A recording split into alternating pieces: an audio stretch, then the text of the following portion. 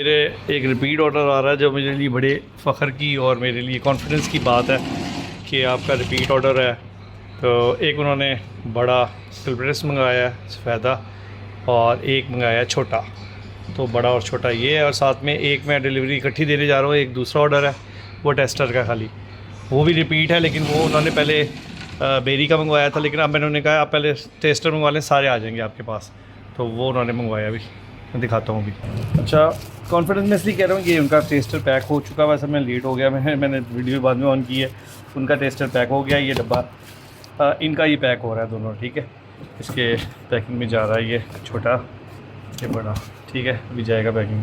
तो कॉन्फिडेंस इसलिए क्योंकि जब आपका रिपीट ऑर्डर होता है तो इसका मतलब कस्टमर को खुश हुआ है और वो आपको पसंद किया उसने आपका शायद, तो इसलिए उससे कॉन्फिडेंस आता है आपको ना। रेडी है, दूसरे पे भी लगाते हैं सबका। अल्हम्दुलिल्लाह, आई एम वेरी हैप्पी।